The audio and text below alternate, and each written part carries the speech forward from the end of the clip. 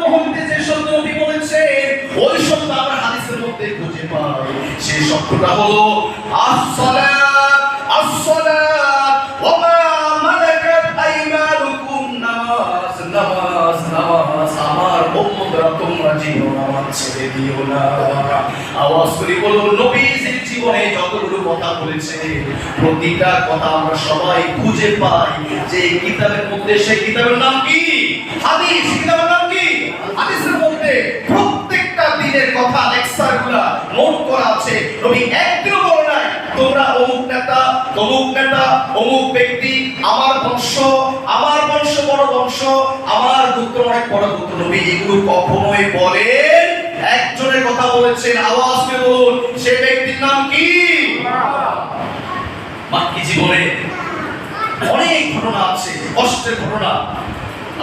কিভাবে তারা নবী কষ্ট দিত হাদিসের মধ্যে আছে।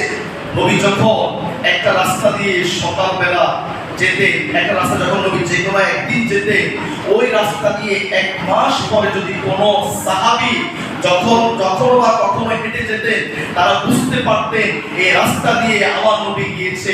ওই রাস্তা দিয়ে 1 মাস পর্যন্ত, 2 মাস পর্যন্ত জান্নাতি সুগন্ধ রাস্তার মধ্যে লেগে থাকতো। সাহাবীরা হাঁটলে বুঝতে পারতেন মনে হয় এই রাস্তা দিয়ে আমাদের নবীজি মুহাম্মদ সাল্লাল্লাহু আলাইহি সাল্লাম হেঁটে গিয়েছে। সবাই সুবহানাল্লাহ বলবেন না? রাতে জান্নাতের গ্রাম বের হতো।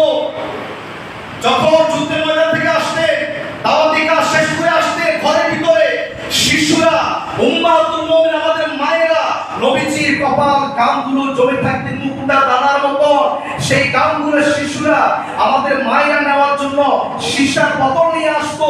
এই নবীজি গামগুলোকে এইভাবে করে সীসার বোতলের মধ্যে রেখে দিতে, ওই বোতলের মধ্যে তারা রেখে দিতেন যত্ন করে। কখনো ঈদের সময়, আনন্দ অনুষ্ঠানের কোনো পাঠশালার সময় মায়েরা, শিশুরা, পরিবারের লোকেরা নবীর গামগুলোকে গায়ের মধ্যে মাখতে এত ঘ্রাণ ছড়িয়ে যেত, রেশমে আম্বর কি ঘ্রাণ, তার চেয়ে হাজার গুণ ঘ্রাণ আমার আপনার নবীর খামারে ঘ্রাণ। সুবহানাল্লাহ। নবী চিনতে পারলেন না তো? আপনার যত পৌঁছে করা আছে সবগুলো হচ্ছে আমাদের ছেলেমেয়েদের আইডল, আইকন, মডেল। আপনাকে শিক্ষা দিতে হবে নবীর সিরাত থেকে।